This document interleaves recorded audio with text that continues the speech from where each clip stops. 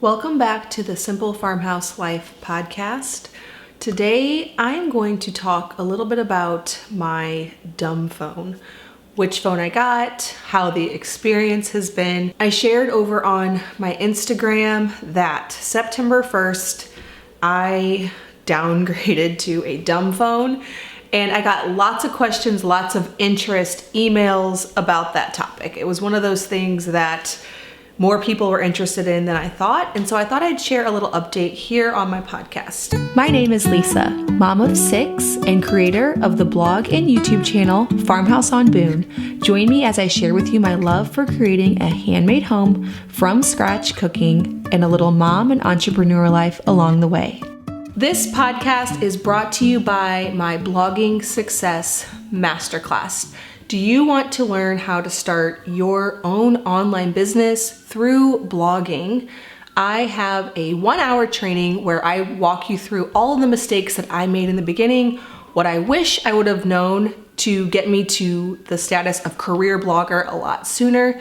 You can find that at bit.ly/farmhouse blogging school. All right, so let's dive in. The first thing I want to tell you is that I got the light phone. I don't know if you've heard of it. It's this tiny little phone that has very few features on it. It has the phone, obviously, for texting and calling, an alarm, calculator. You can get directions, music, and podcasts, but I'll go more on that in a bit. It's not actually features I ended up using on this phone. So first of all, what motivated me to get a dumb phone? I think this probably goes without saying, but cell phone addiction, smartphone addiction is a problem in our society. I talked about this in an episode. I should look up what number it was, but I had a new solution where I think it was the beginning of this year, where I would not use my smartphone throughout the day. So I would put it in a drawer upstairs in our bedroom and not touch it until nighttime. And that routine was really working nicely because it was at least breaking the cycle of me having it all throughout the day to check as I went, ran upstairs, went to the bathroom. You can always just check something really quickly. And I was so tired of doing that. And that solution really helped for a while. But then, you start bringing it down here and there. Oh, I need to do this one thing today. And before you know it, you have it again all throughout the day. And that's what I found. Another thing is people have said, well, why don't you just get a smartphone and take all the apps off? That does not work for me. Maybe it would work for you if you don't really struggle with checking your phone often. But for me, my brain always knows I can get it back. And not only that, I can get it back quickly. I can download the Instagram app in no time at all. So I have some friends, their solution is for the weekend, they take off the Instagram app and then they will put it back on throughout the week, which is a cool idea. For me, it didn't work. I remember taking off the Facebook app and then quickly I was like, oh, I can just go to Safari and I can get Facebook right there. I'm just logged in on Safari.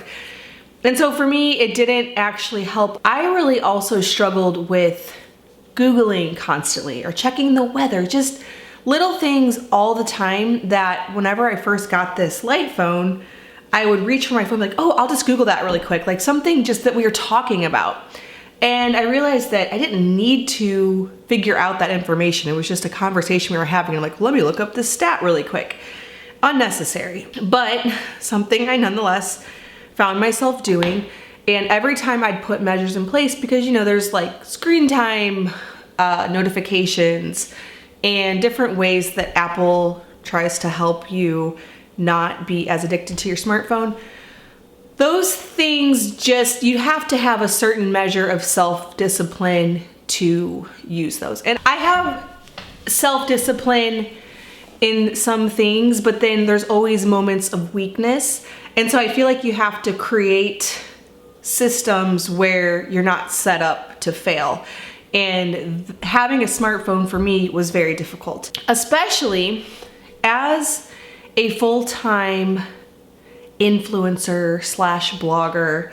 I felt the need to be available to people all the time because at all times, I am probably getting comments, messages, emails, DMs right now, and I feel like I need to always be available to those, but the truth is they can wait. And I found it amazing how quickly I could knock out work in concentrated amounts of time at the computer that I was just tending to all throughout the day, breaking focus from other things with my smartphone.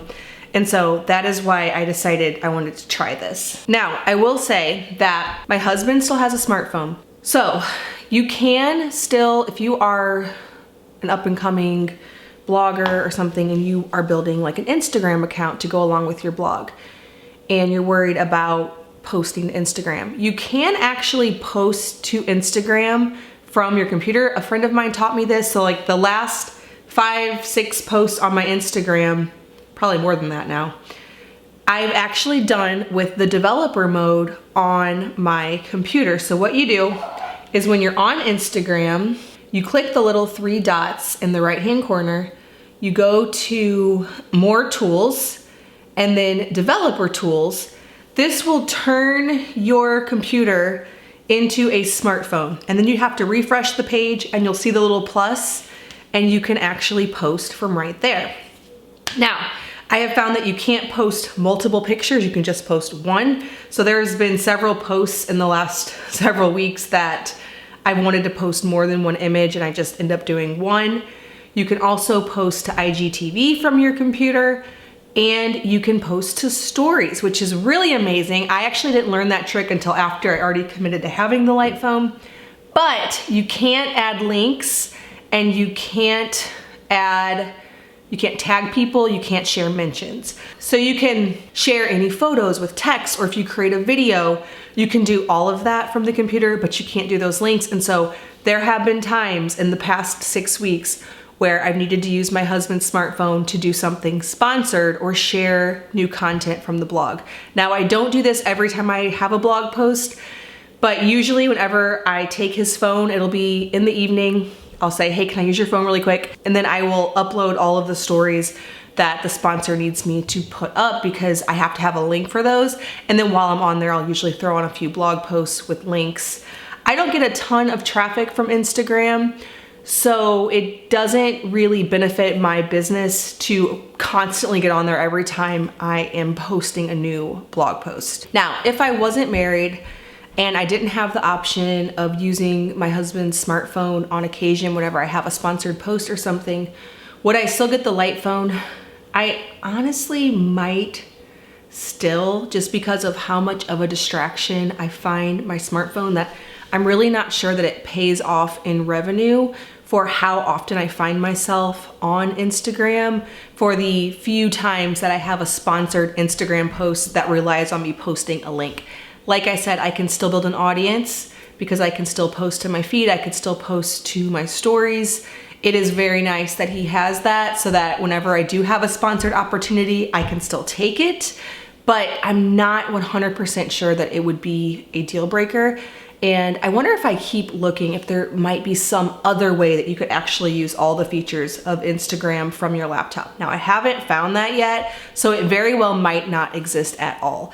But it is nice that I can still do all my posting. Now, before I even did this, I did most of my posting to Facebook and YouTube and my blog all from my computer. So I only really used the phone for Instagram, but I found that I would scroll Instagram a lot more often and waste time on there than I was actually doing productive things. Now, the number one question that I got whenever I switched over was, one, which phone did you get? That was the first one, so the light phone. And then the second most common question was, what do you do about a camera? Because this thing does not have a camera on it. And honestly, I am not a person who has ever been very good about taking pictures and documenting things, which might sound really weird because obviously for my business, I take tons of pictures and I post to Instagram all the time. But I've always kind of been really lazy about getting together like family books and printing off photos and all of that kind of stuff. And so I wasn't overly worried about that, but I definitely do like that, you know, you can take pictures, and I never had enough storage on my phone either to really keep that many photos. So my solution that I always imagined I would do, and I'm still getting in the habit of this, is carry around a small camera. I know it's so funny that we're so far removed from life without our iPhones that we forget that people used to take pictures just with cameras. There are small cameras that you could throw in your bag and always have with you and still capture moments even if you don't have a smartphone. So let me show you what I have. I have this little Lumix camera, has a little tripod on it, and my big plan was to carry this around in my bag just like the iPhone. So instead of having the iPhone, I would have my little planner, more on that in a little bit, with a calendar, this camera, and this phone. And yes, it's a little bit more to carry around, but it's not all that cumbersome. If you take off the little tripod thing, this is essentially, I mean, it's not massive, it's very small. And so if you are a person who's thinking about doing this and the only thing stopping you is how will you take pictures, this is actually a really great solution. I would say having an online business is a much larger obstacle than what are you gonna take pictures with, because there are so many pocket camera options. You could probably find a little digital camera at Target or something for $50 as well. Now this one's a little bit pricier, but I also, my plan there again, now I'm lazy about Instagram stories, whether I have a smartphone or not.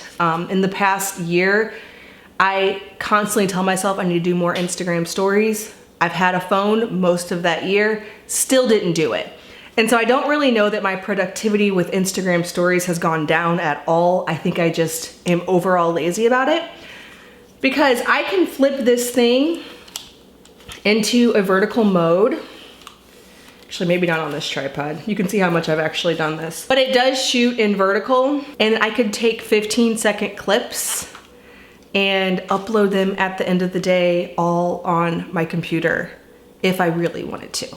I could take this throughout the day and just, you know, whenever I would talk to my phone, I could store up on a little memory card 15 to, well, actually you could do up to 1 minute, and Instagram will break it into 15-second clips and then just upload them. Now, I don't find myself doing that much. I actually, whenever I did my thing last, I think it was early this year actually, where I would put my phone in the drawer all day, I was really faithful about doing this, and I actually would carry the camera around all day, and then at the end of the day, upload all of the stories with my phone. And it worked really well. And I found that throughout the day, I was so much less busy scrolling my phone that I actually got a lot more content created throughout the day using a camera alone that didn't have any distractions tied to it. Now, let's talk about some of the inconveniences, because this thing is no doubt very, very inconvenient. One thing is I'm in several group texts with friends, and though Light Phone does allow photos to be sent directly to your email, so I get all of my photos and videos that my friends will send in my email inbox, I can't do links, and I wish there was some way to do that. So if a friend sends a link to something, everybody's commenting on that link, I do not know what they're talking about unless I would literally go to my computer and type in, because I can see the link, but I can't copy and paste the link. So that's something that's pretty annoying. There have been times where I've been motivated enough to actually type the entire link in. Now, obviously, I could just email my friend and be like, hey, will you email me the link? I could do that. I also find texting to be quite annoying. They don't have predictive text, they don't have talk to text, and they don't have copy and paste. So sometimes you write something and you could just copy and paste it to somebody else who's maybe asking the same thing. It's not on here, which is pretty annoying. If you ever make a mistake, you just have to go back because they don't have predictive. And I really hope someday they will add something like that, because I find that a little bit frustrating. Also, there's a bit of a delay with the text. Now, one reason I didn't just get a flip phone was I was hoping that with the keyboard style of texting, which I'll show you what it looks like if you're watching this on the YouTube channel, that it would be fast, but there's a bit of a delay. And so I actually type really slow. Now I am getting a little bit faster, but I found with T9 Word, which is what happens with flip phone, I got really fast at that because I kept my flip phone well past iPhone's creation. I think I had my flip phone until 2016 before I switched to the smartphone, and I got so fast at texting on that thing. I'm not sure I'll ever get super fast because of the delay on this phone, which is annoying.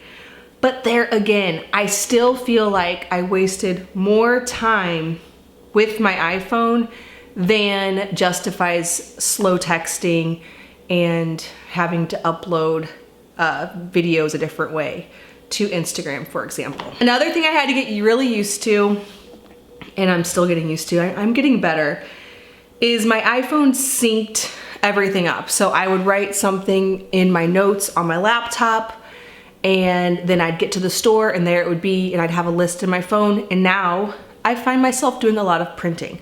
So I'll make a list in my notes, and then instead of just relying on it being on my phone when I get to the store, I'll just print my notes off. I definitely showed up to the store a few times expecting to find my list in my notes and then realize, oh wait, I have to actually print that off. That is something that I've had to get used to. Another thing I find annoying, and I'll go into positives. I guess I kind of already did a little bit, but whenever I would pull up to Aldi and I had placed an Instacart order for pickup, they don't have a way that you can call them. You have to check in on the app. So twice now I've done that, and I've had to go in and just say, hey, I'm here.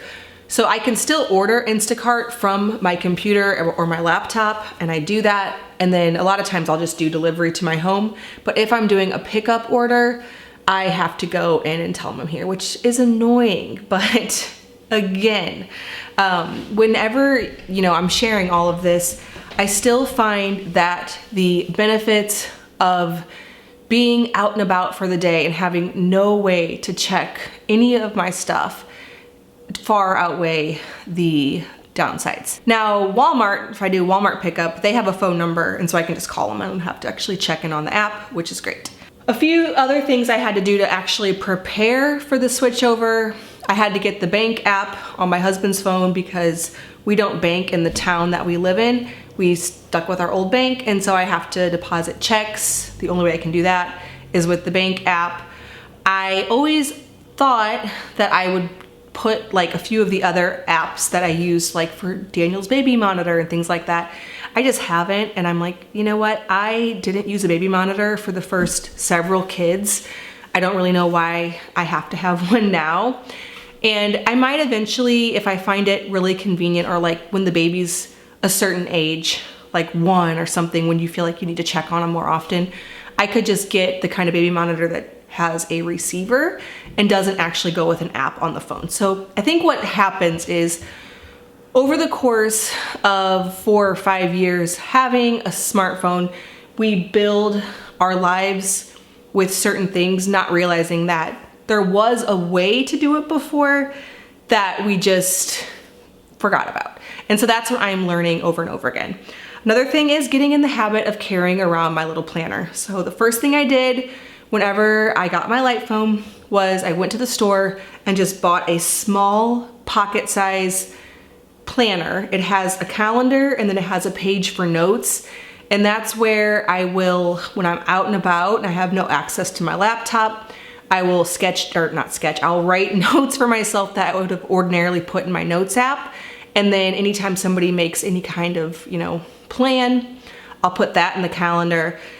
And then I'll usually, when I get home, transfer them into my notes app, which I'm really used to using on Apple. So I'll have that on my laptop and my computer because they still sync as Apple products, which is very helpful. So if I get an idea for the blog and I need to put that note into actual content plan, it'll be in my notes physically, and then I'll transfer it into my Trello, Trello.com when I get home, my planner, my blog planner. One time whenever it became very apparent that I would have to deal with the inconveniences of the light phone was when I went on a trip to the Wellness Collective event all by myself. So Luke wasn't there with his iPhone. I had to print off boarding passes before I left. I printed off directions from the airport to the Airbnb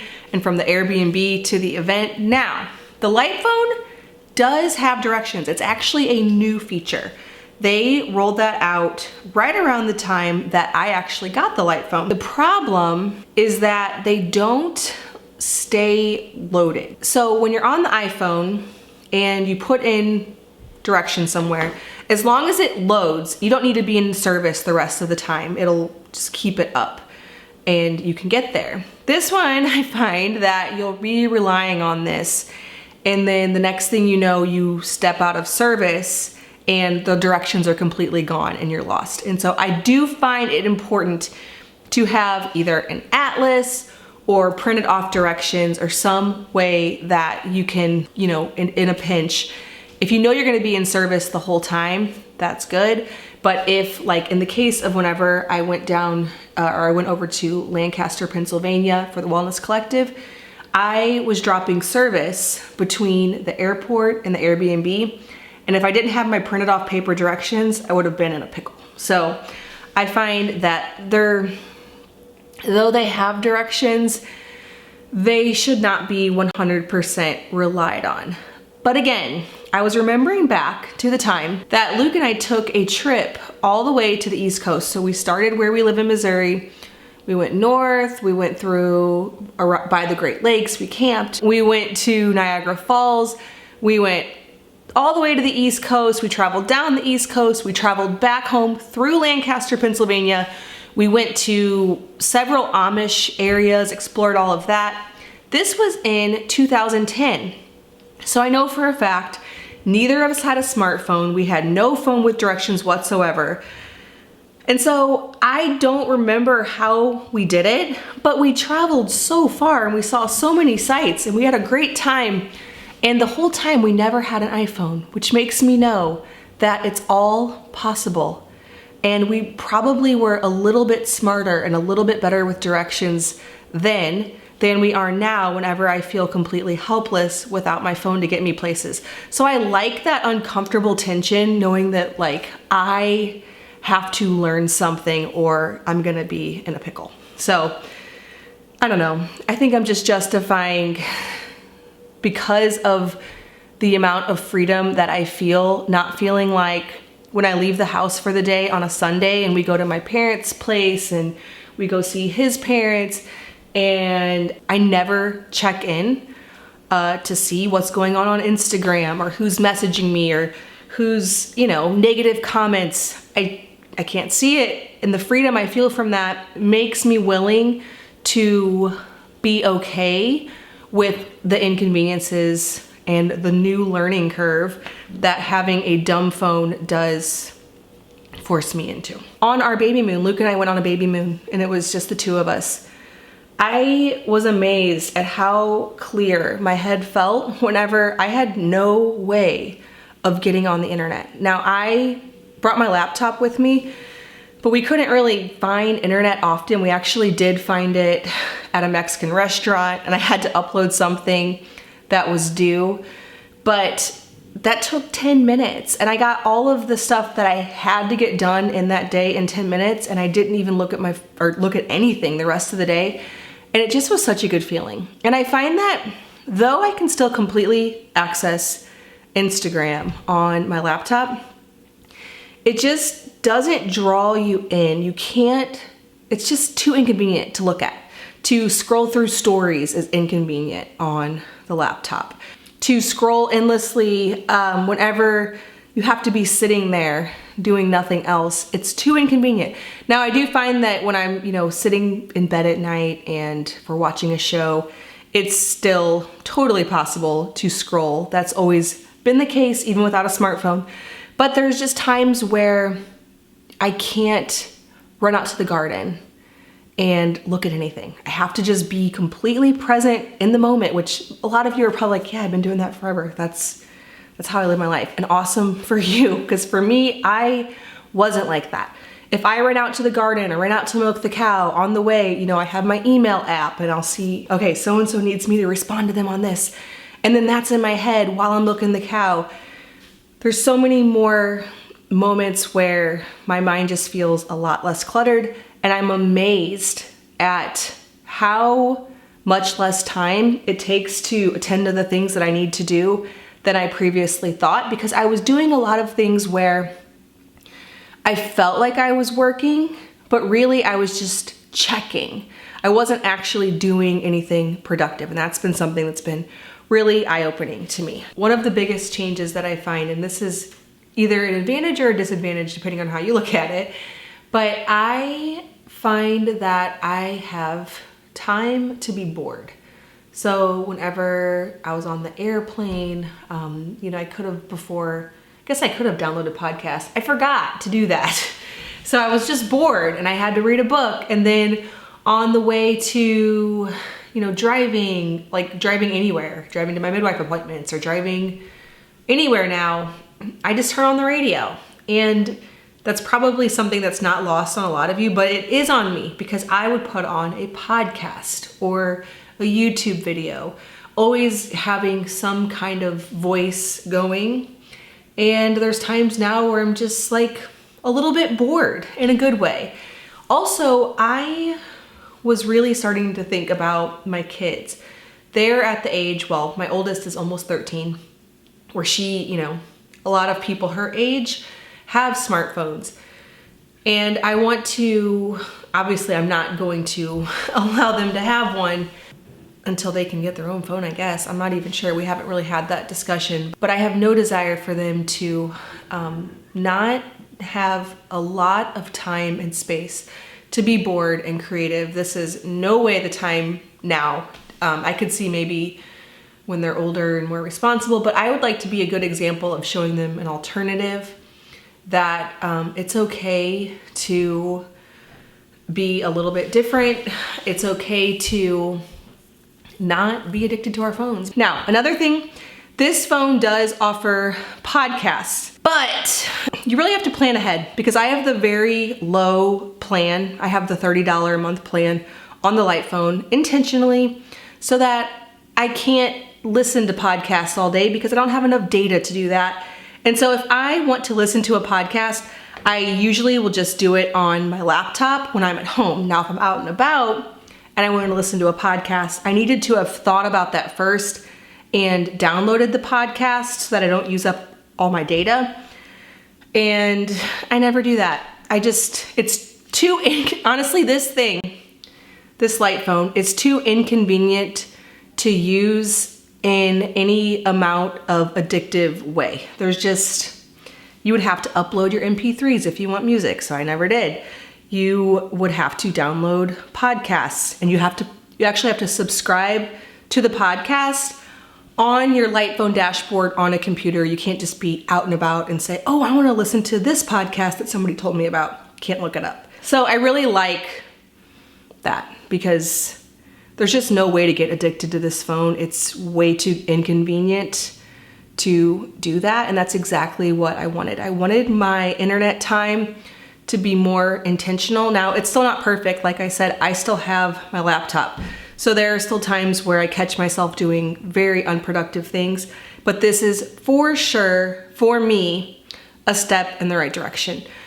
All right, I may end up making a part 2 depending on the questions I get. I feel like there were more questions that people had for me that I probably missed. And so here's an introduction, what it's been like living with this being my little dumb phone for the last 6 weeks, maybe a little bit more than that, almost 2 months. And any questions you have, I would be happy to answer in a part 2. maybe I will be sharing a birth story with you sometime in the next couple weeks. I'm due a week from today, and so we'll see when this little one decides to come. As always, thank you so much for listening, and I will see you in the next episode of the Simple Farmhouse Life podcast.